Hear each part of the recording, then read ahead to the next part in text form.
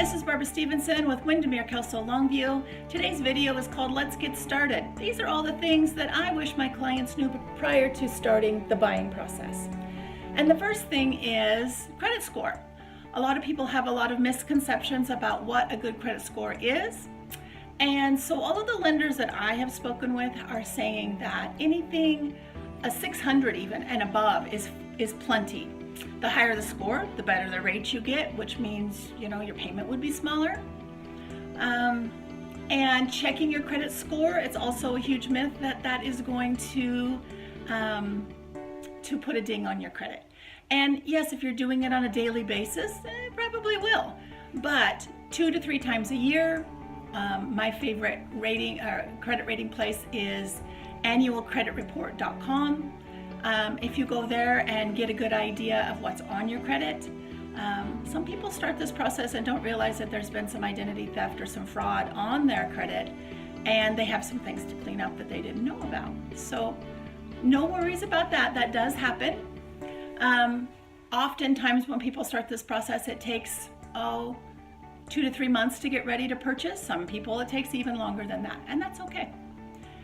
The important thing is to have somebody guiding you through that process that can help limit the amount of time that it's going to take to clean up your credit. So that's the most important part.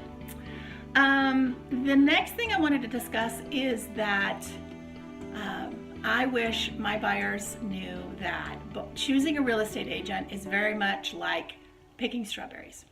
They're always better from your own backyard. So picking a real estate agent and a mortgage broker both. It's better if you choose a local agent because their reputation is dependent on them doing a good job for you.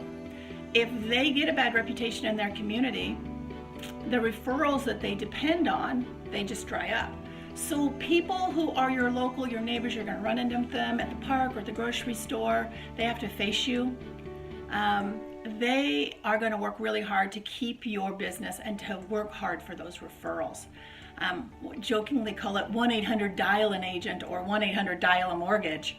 Those are those online, big, huge corporate systems where you never even see or maybe even speak on the phone to your person, or that they switch you off to each again and again and again to a different person.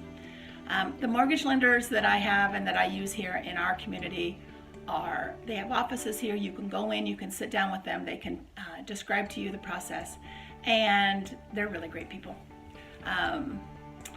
Agents as well. I have come across many listings where people are picking their listing agent in Arlington or Spokane, hours and hours away, and it's not because they're getting a cheaper rate on their commission.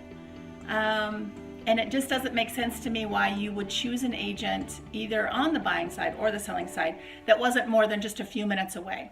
The plumbers might need to get in, the flooring guy might need to come and check to measure for the new flooring for the new home, and a 2-hour drive from your agent is so inconvenient for them, and it slows down the process quite a bit.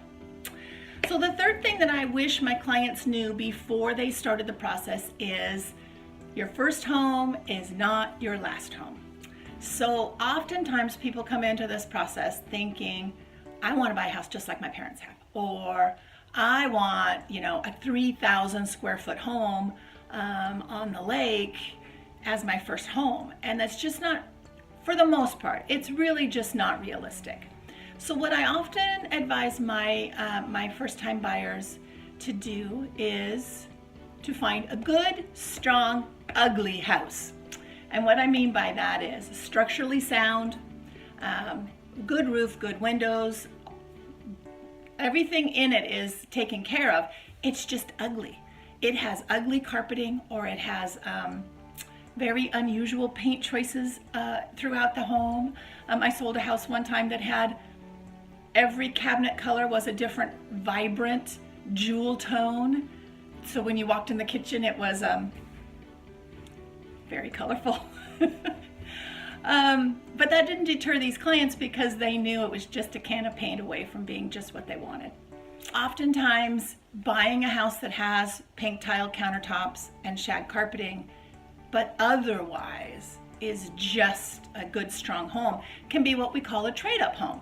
And a trade-up home you live in, you put a lot of sweat equity in, you watch a lot of YouTube videos to learn how to tile or lay your flooring or paint properly, because there is a skill to that as well. And then they come back to me in 2 or 3 years and say, okay, we're ready, let's trade up. And we take the equity that they've built up in that home, and they sell the home and they trade up for the home with the bigger yard that they want, or the property, or room to build that shop that they were really hoping for. So don't be afraid of an ugly home. Sometimes ugly homes are the best investment that you can get. So I hope that was helpful to you. Please reach out to me with any of your buying or selling questions. I'd be happy to help.